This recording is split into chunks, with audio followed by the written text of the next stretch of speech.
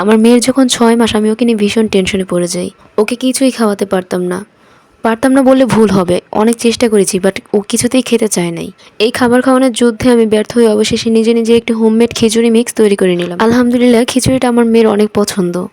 কিভাবে খিচুড়ি মিক্স তৈরি করলাম আর কিভাবে রান্না করতে হয় জানতে চাইলে আমার সম্পূর্ণ ভিডিওটি দেখুন। খিচুড়ি মিক্সটা তৈরি করতে আমি নিয়ে নিয়েছি 2 রকমের ডাল, 1 কাপ মসুর ডাল, 1 কাপ মুগ ডাল আর সেম পরিমাণেই 1 কাপ চিরা নিয়ে নিয়েছি। এরপর ডালগুলোকে ভালোভাবে ধুয়ে শুকিয়ে নিতে হবে। শুকানো হয়ে গেলে সবগুলো উপকরণ একসাথে টেলে নিতে হবে। টালা হয়ে গেলে ঠান্ডা করে একটি ব্লেন্ডারে সবগুলো উপকরণ একসাথে পাউডার করে নিতে হবে। 6 মাস থেকে 7 মাস বয়সী বাচ্চাদের জন্য 2 রকমের ডাল নিলেই হবে। 9 মাস থেকে 1 বছর বয়সী বাচ্চাদের জন্য ডালের পরিমাণটা একটু বাড়াতে হবে। চলে আসলাম রান্নার প্রসেসিং। এখানে আমি নিয়ে নিয়েছি 1 কোয়া রসুন, কিছু পেঁয়াজ কুচি এবং কিছু ধনিয়া পাতা। এগুলোকে ছোট ছোট করে কেটে কিছুটা ছেঁচে থেতো করে নিতে হবে। 6 মাস থেকে 8 মাস বয়সী বাচ্চাদের জন্য পেঁয়াজ এবং রসুনটা স্কিপ করতে পারেন। আর যদিও দিতে চান তাহলে অবশ্যই স্টেপ বাই স্টেপ দিতে হবে। ফার্স্ট কিছুদিন আপনি শুধু রসুন দিয়ে রান্না করলেন, তারপর থেকে আবার পেঁয়াজ দেওয়া শুরু করলেন, এভাবে স্টেপ বাই স্টেপ দিতে হবে। যদি দেখেন যে রসুন বা পেঁয়াজ কোনো একটা সমস্যা হচ্ছে, বাচ্চা খেতে পাচ্ছে না, তাহলে অবশ্যই স্কিপ করে যাবেন। চুলার আঁচ একদম লোতে রেখে আমি একটি কড়াই বসিয়ে দিয়েছি। তারপর দিয়ে দিলাম 1 চা চামচ পরিমাণ ঘি।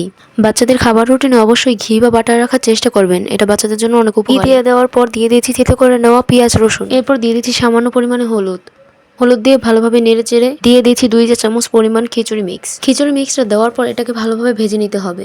এরপর দিয়ে দিচ্ছি 2 কাপ পরিমাণ পানি, ভালোভাবে নেড়ে চেড়ে নিতে হবে। এরপর যখন দেখবো একটু আঠা আঠা হয়ে আসতে তখন বুঝে নিতে হবে ডালগুলো ফুটে গেছে, তখন পরিমাণ মতো লবণ দিয়ে দিব। এই খিচুড়িটা বেশিক্ষণ জাল করতে হয় না, এরকম থাকা অবস্থায় নামিয়ে নিতে হবে। ঠান্ডা হওয়ার পর এটা ঘন হয়ে যায়। হয়ে গেল খিচুড়ি রান্না। মাত্র 5 মিনিটে রান্না হয়ে যায় এই খিচুড়িটি। অনেকের বাচ্চাই আছে ঠিকমতো খাবার খেতে চায় না, তারা চাইলে এই রেসিপিটি ট্রাই করে দেখতে পারেন। আমার ভিডিওটি যদি সামান্য পরিমাণে উপকার এসে থাকে তাহলে অবশ্যই একটি লাইক অ্যান্ড সাবস্ক্রাইব করে যাবেন। সবাই ভালো থাকবেন, সুস্থ থাকবেন। আসসালামু আলাইকুম, আল্লাহ হাফেজ।